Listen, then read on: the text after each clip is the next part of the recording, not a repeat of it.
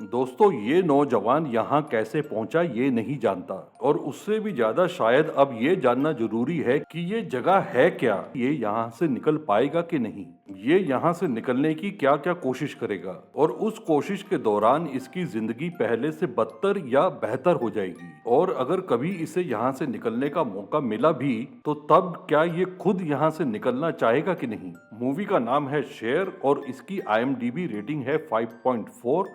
कहानी पसंद आए तो चैनल को सब्सक्राइब जरूर करना। होश में आने पर उस नौजवान को समझ नहीं आता कि उसे वहां लाया कौन। सेल में सिर्फ एक टॉयलेट और शावर है। सेल की दीवार पर लगी हैच पर वो पीट पीट कर मदद की गुहार लगाता है। तभी उसकी नजर पीछे लगे एक मॉनिटर पर पड़ती है जिस पर एक ही प्रश्न है। वो पास ही रखे कीबोर्ड पर अलग अलग कमांड टाइप करने लगता है जो सब के सब इनवैलिड बताए जाते हैं। हार कर वो शेर के जवाब में यस लिखता है और अब उसकी रिकॉर्डिंग शुरू हो जाती है और साथ ही उसके स्वाभाविक प्रश्नों की बौछार, लेकिन उसे कोई जवाब नहीं मिलता। हताश होकर वो टॉयलेट यूज करता है जिसमें पानी नहीं आ रहा और ना ही पास लगे बेसिन में। उस सेल में एक ही जगह से उत्तर मिलता है। वो कीबोर्ड पर वाटर टाइप करता है। जवाब आता है वाटर 5। ये भाषा उसे समझ नहीं आती और वो हार कर जमीन पर लेट जाता है और लेटे लेटे हवा पास करता है जिसके बदले उसे मिलते हैं रिवार्ड पॉइंट्स, और उन रिवार्ड पॉइंट्स से वो खरीदता है वाटर। और उस पानी से मुंह धोकर उसको समझ आता है कि उसकी जिंदगी शेयर हो रही है और बहुत से लोग उसे देख रहे हैं जिन्हें उसका पादना मनोरंजक लगा। अगर यही बिकता है तो और लो। लेकिन इस बार रिपीट कंटेंट के उसे कोई पॉइंट नहीं मिलते। ट्रायल और एरर से वो उस जगह की भाषा समझने लगता है। बत्तियां डिम करने में कामयाब हो जाता है और चुपचाप सो जाता है। कुछ समय बाद कंप्यूटर फिर से उसे शेयरिंग की याद दिलाता है। इस बार वो अपनी परिस्थिति को शब्दों में बयान करने लगता है, यानी कि माई फर्स्ट व्लॉग। खुले में नहाने का बोनस भी आता है जिससे उत्साहित होकर वो ऊट पटांग हरकतें करने लगता है और धड़ाम से जमीन पर गिर जाता है। गिरते ही वो दर्द से कहराने लगता है जिससे बहुत जल्द कुछ और पॉइंट्स आ जाते हैं। वो पॉइंट्स बहुत ज्यादा भी नहीं होते और जब वो उनसे खाना ऑर्डर करता है तो उसे मिलता है डॉग फूड, जिसे देखकर वो बहुत निराश हो जाता है और उसे लौटाना चाहता है, लेकिन उसकी एक नहीं चलती। मरता क्या न करता। नौजवान खाने को जमीन पर रखकर कुत्ते की तरह खाना शुरू कर देता है और साथ ही भौंकना भी, जिसके चलते उसके व्यूज बढ़ जाते हैं और कुछ ऑडियंस शायद मेंबरशिप और सुपर्स भी ले लेती है। जाने की पॉइंट्स ही पॉइंट्स जिनसे वो अब कपड़े खरीदता है। इतना पैसा में इतना ही मिलेगा। अंधेरे में नौजवान इसका शौक भी बनाता है, लेकिन अगले ही दिन वो अपने गेम को अप करने की ठानता है और उसके व्यूवर्स भी उसके इस एफर्ट को सहराते हैं। कंटेंट की क्वालिटी बढ़ते ही उसके पास टी शर्ट और इन्फ्लेटेबल मैट्रेस आ जाती है। अब उसे ठंडे फर्श पर नहीं सोना होगा। जैसे जैसे दिन बीतते जाते हैं उसके पॉइंट्स बढ़ते जाते हैं और सेल में उसकी जिंदगी बेहतर होती जाती है। उसके पास और कपड़े आ जाते हैं, शेविंग का सामान आ जाता है, शीशा आ जाता है, वो अच्छा खाना खाने लगता है और तो और दारू का भी इंतजाम हो जाता है। नौजवान वेजिटेरियन है लेकिन उसको खाने में सिर्फ मीट ही मिलता है और वो इस परिस्थिति से भी समझौता कर लेता है। उसके इस सकारात्मक रवैये की वजह से ऑडियंस उसे पसंद करने लगती है और उसे और रिवार्ड पॉइंट्स मिलने लगते हैं। लेकिन एक दिन दारू पीकर वो बहक जाता है और मॉनिटर को उसी दारू की बोतल से पीटने लगता है, जिसकी वजह से उसके सेल की बिजली सप्लाई कट जाती है। उसका व्यवहार और हिंसक हो जाता है और वो मॉनिटर और खाने की हैच को उखाड़ने की कोशिश करने लगता है। नाकाम कोशिश। गुस्से में वो स्क्रीन पर मुक्का भी जड़ देता है जिससे उसका हाथ घायल हो जाता है। अब वो बच्चों की तरह चिड़चिड़ा हो जाता है और सेल की चीजें इधर उधर फेंकने लगता है। वो वहां से निकलना चाहता है और जैसे जैसे उसका नशा उतरता जाता है और वो कमजोर हो जाता है वो माफी मांगने लगता है। चिल्ला चिल्लाकर उसका गला सूख गया था और वो खांसने लगता है और तभी बिजली वापस आती है। अचानक से स्क्रीन पर एक बूढ़ा आदमी दिखाई देने लगता है जो खुद भी एक सेल में है, लेकिन उसके सेल में ज्यादा चीजें हैं। वो बूढ़ा आदमी उसे बताता है कि सिस्टम में खामियां जरूर हैं, लेकिन जब आदमी एक स्तर पर पहुंच जाता है तो उसे नेटवर्क के दूसरे लोगों के साथ जोड़ दिया जाता है। यानी कि अब उसके पास बातचीत करने के लिए और लोग भी हैं और उनमें से कोई भी अपने किडनैपर्स को नहीं जानता। उसी की तरह वो सब भी एक दिन यहाँ पर होश में आए। उम्र के चलते वो बूढ़ा आदमी एक बार बोलना शुरू करता है तो चुप ही नहीं होता और उसकी यही आदत उसे बहुत सारे रिवार्ड पॉइंट्स भी दिलवाती है। नौजवान की नई खुशी ज्यादा देर नहीं टिकती और थोड़ी देर में ही वो बूढ़े से पकने लगता है। फिर एक दिन बूढ़े की जोरदार खांसी के बीच उसकी नींद टूट जाती है। वो उसकी सहायता के लिए उसे संपर्क करने की कोशिश करने लगता है और इसी कोशिश के दौरान वो नेटवर्क के दूसरे चैनल्स के संपर्क में आ जाता है। नेटवर्क पर हर तरह का कंटेंट है, cooking channel, makeup channel, yoga channel, yoga madam को देखकर नौजवान का दिल खिल उठता है। वो उनके चैनल पर थोड़ी देर रुक जाता है, लेकिन फिर उसे बूढ़े आदमी की याद आ जाती है। कुछ देर और हाथ पैर मारने के बाद आखिरकार वो बूढ़े आदमी तक पहुंच ही जाता है और अब उसे पता चलता है कि उन सब के चैनल्स के नंबर्स हैं। उसका चैनल नंबर 14 है और बूढ़े आदमी का चैनल नंबर है 73। अचानक से उसके मन में बूढ़े आदमी के लिए सहानुभूति जाग जाती है। वो उसका दोस्त बन जाता है और वो अक्सर बातचीत करने लगते हैं। रिवॉर्ड पॉइंट्स के जरिए एक दूसरे के साथ खाना शेयर करने लगते हैं, साथ हंसते गाते हैं और नौजवान बूढ़े आदमी से ताश के ट्रिक्स भी सीखने लगता है। कुछ समय बाद 14 का संपर्क आखिरकार 28 के साथ हो ही जाता है। 28 यानी वही योगा वाली मैडम जिसे रात में योगा करना पसंद है जब बहुत से ब्लॉगर्स सो रहे होते हैं। उसकी सुंदरता और शांत प्रवृत्ति से प्रभावित होकर 14 उसे सुपर्स भेजता है। अगली सुबह से ही 14 अपने सेल के लिए सुंदर सुंदर वस्तुएं खरीदना शुरू कर देता है। 73 उसे ज्ञान देता है कि वो एक ही लेवल यानी स्तर पर नहीं रुक सकते, क्योंकि ऐसा करने पर उनके व्यूअर्स उनसे बोर हो जाएंगे और उनके उपहार वाले पॉइंट्स आना बंद हो जाएंगे। अपने ऑडियंसेस की रुचि को मद्देनजर रखते हुए उन्हें अपने कंटेंट को हमेशा अपग्रेड करना होगा। बूढ़े आदमी की नसीहत के चलते नौजवान अब नई नई चीजें ट्राई करने लगता है। कभी वो स्टैंड अप कॉमेडियन बन जाता है, कभी एक्सरसाइज करता है, कुकिंग का भी वीडियो बनाता है, गाता है और तो और बूढ़े आदमी के बताए हुए ताश के ट्रिक्स भी दिखाता है, जिसके चलते उसके व्यूअर्स बढ़ते जाते हैं और पॉइंट्स भी। और इन पॉइंट्स के जरिए वो अपनी स्ट्रीम्स के लिए नई नई आकर्षक चीजें भी खरीदने लगता है। मैडम 28 के आने से योगा भी उसकी जिंदगी का एक अहम हिस्सा बन जाता है। 73 की खांसी दिन ब दिन बढ़ती जाती है और नौजवान समय समय पर उसके लिए दवाइयां भेजता रहता है। एक दिन गलती से वो मैडम 11 की स्ट्रीम में दाखिल हो जाता है,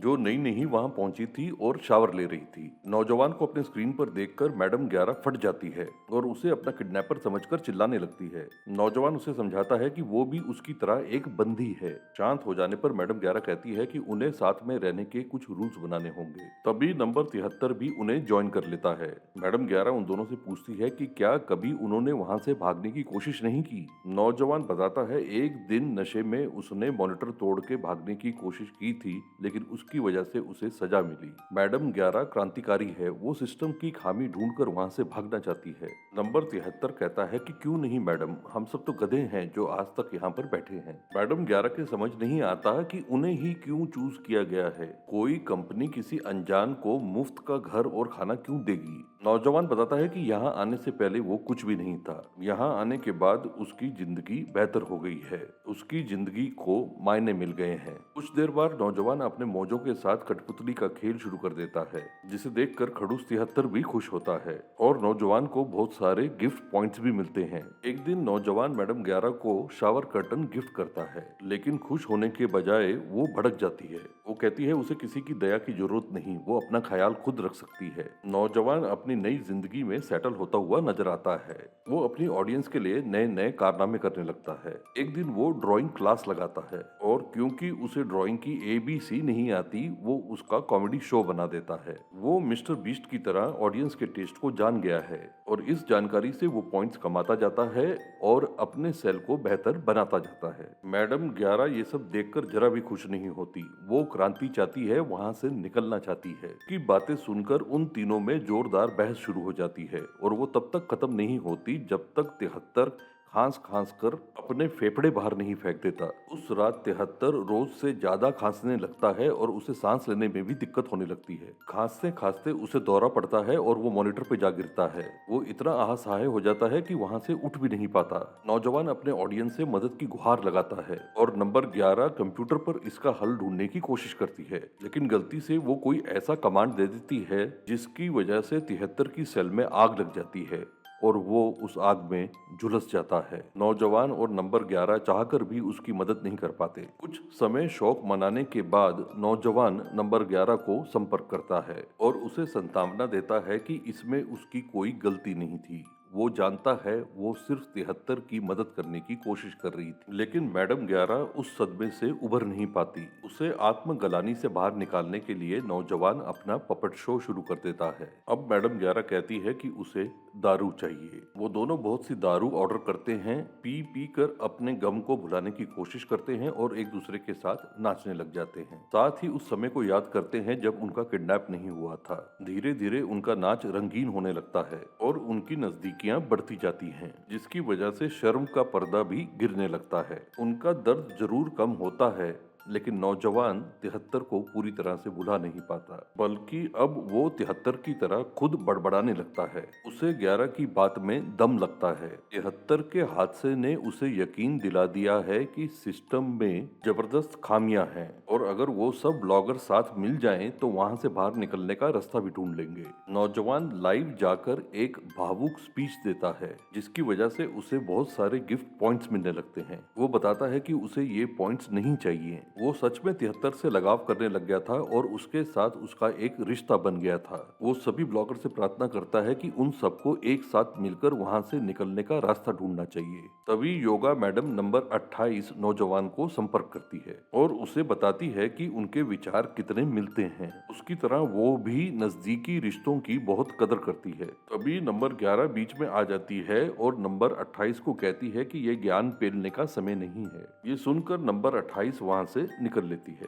अब नंबर 11 और नौजवान दूसरे चैनल्स को चेक करना शुरू करते हैं और ये जानकर खुश होते हैं कि बहुत से ब्लॉगर सिस्टम की खामियों पर काम कर रहे हैं। एक औरत ने तो सिस्टम को भेद कर अपने कमरे में बारिश करने का भी इंतजाम कर लिया था। उस रात नंबर 28 के योगा सेशन से पहले नौजवान उसे संपर्क करता है। योगा मैडम कहती है उसे नंबर 11 बहुत गुस्सेल और नकारात्मक लगी। उसका ये रवैया लोगों को उससे दूर कर देगा। उसे सकारात्मक सोच वाले लोग पसंद हैं, जैसे कि वो नौजवान जो लोगों की जिंदगी में खुशी बिखेरता है। उनके समाज को ऐसे लोगों की जरूरत है। और इसी के साथ योगा मैडम का लाइव स्ट्रीम शुरू हो जाता है, जिसकी वजह से मैडम 11 की नींद टूट जाती है। योगा सेशन के बाद नौजवान का ध्यान फिर से नंबर 11 पर आता है, जो अब भी दूसरे ब्लॉगर्स पर नजरें गड़ाए बैठी है। जैसे जैसे समय बीतता है और ब्लॉगर्स भी उनकी मुहिम के साथ जुड़ते जाते हैं और साथ ही अपनी खोज दूसरों के साथ साझा करते जाते हैं। कुछ लोग तो सेल की दीवारें खिसकाने में भी कामयाब हो जाते हैं। मैडम 11 का उत्साह बढ़ता जाता है। वो जल्द से जल्द उस जगह का नक्शा बनाना चाहती है और उसे गिराना चाहती है, लेकिन दूसरी तरफ नौजवान के इरादे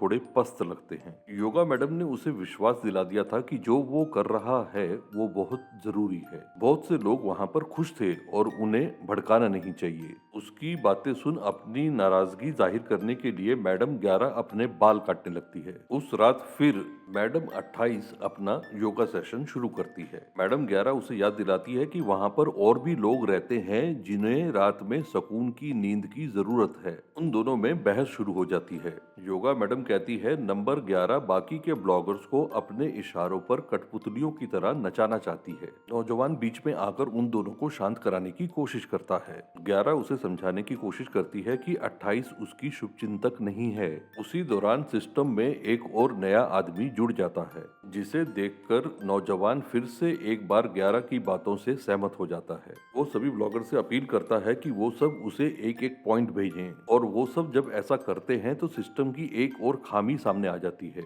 नौजवान के पॉइंट्स बहुत जल्द रॉकेट की तरह बढ़ने लगते हैं। ये देखकर मैडम 28 उसे टॉक्सिक और चोर पुकारती है। उसके आरोप को सुन मैडम 11 योगा मैडम के कमरे में बारिश करवा देती है। भड़की हुई योगा मैडम कहती है कि 11 को उन सबके दिलों जैसी तपश की जरूरत है।